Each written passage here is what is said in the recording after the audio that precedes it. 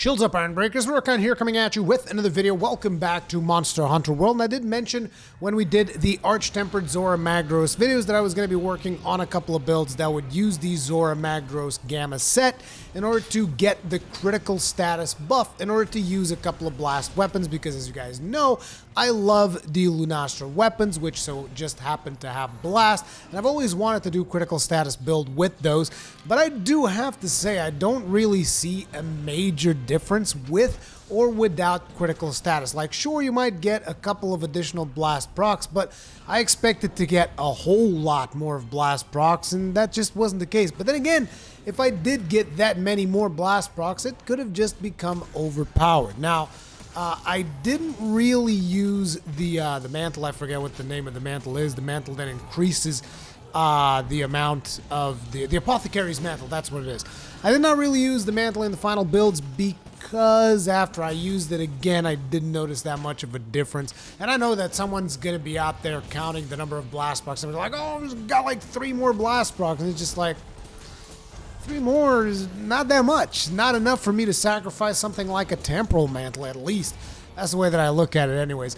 But anyway, I did do 2 builds, and I figured I'd share them with you in case you guys want to do something of this nature. It's going to do a whole lot of blast. These are good builds to go ahead and kill anything that is weak to blast. And even just for general overall hunting, these are pretty satisfying, at least in my opinion. We're going to be starting with a Charge Blade build because I know that a lot of you guys don't really care all that much about Sword and Shield. So therefore, we will start with Charge Blade, then we'll move on to Sword and Shield. So when it comes to the weapon, we're going to be using the Empress Alma Sticks. You guys know that I love this weapon. It's really awesome. Got it augmented with health regen. It's going to bring in that razor sharp spare shot that I like so much, which means you're going to be in the white zone with a lot of leeway, which means that usually before you have to sharpen your weapon, the monster will have swapped zones. So therefore, you should be expecting to be at white sharpness throughout most of your hunt. Now, I have it socketed with a critical jewel and a charger jewel. Then we go with the Zorah headgear Gamma. The reason I'm using the headgear is because it's got critical eye.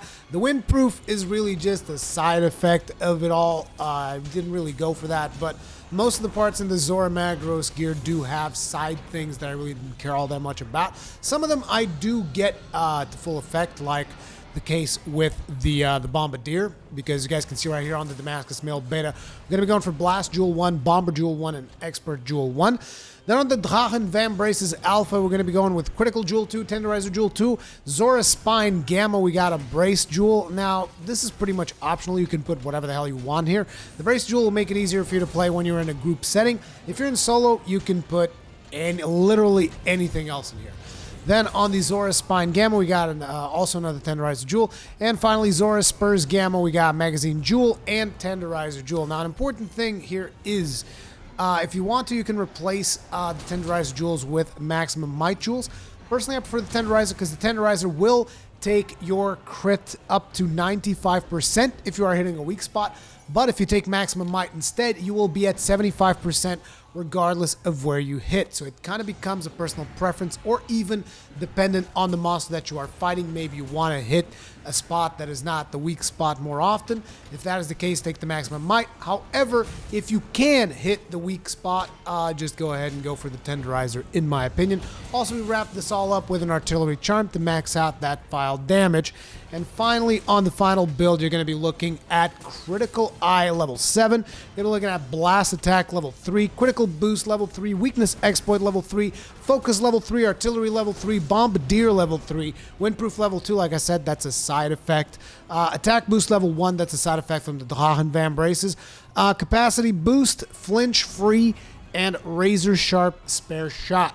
This is a pretty solid build, like I said, for overall hunting, and particularly effective whenever the monster you are hunting happens to be weak to blast, as is the case of Kushala Daora. So this is a really good build for hunting down tempered Kushala Daoras. Probably not the Arch Tempered version, because you will want to have the thing that makes you immune to the little wind effect, because he does it way too often. But yeah, for regular tempered, it's a weird thing to say, regular tempered Kushala Daoras, It's actually really, really good. Moving right along, you guys know that I love Sword and Shield. Probably my two favorite weapons, Sword and Shield and Charge Blade, as well as Gun Lance. But Gun Lance, usually I tend to go more for the, more for shelling nowadays than necessarily using the lance as a physical weapon. So therefore, I don't think it's particularly useful to go critical status with a Gun Lance, personal opinion, again. But anyways, when it comes to Sword and Shield, I went with the Empress Edge Sticks. Once again, another one of my favorite weapons on here. We got the health regen augmentation, the razor sharp spare shot in there, which means you will be in the white zone throughout most of the encounter. And I socketed with a Destroyer Jewel. You guys are like, Destroyer Jewel? I'll explain why in the end. Just bear with me here. Then we got a Blast Jewel in there because we are going to be maxing out the blast effect of our weapon. Then we got Zorah Head. The gear is pretty much the same, so we got Zorah Headgear Gamma with a critical jewel on there. We got Kulftaroth's Ire Alpha because you don't really need focus on the sword, so therefore not going to be using Damascus. We do have a Steadfast Jewel in there as well because whenever I use Kulftaroth's Ire Alpha, I get Steadfast because you become stun immune. Just a very useful thing to have. Drachen Van Brace's Alpha, we're going to put an Expert Jewel in there as well as a Tenderizer Jewel.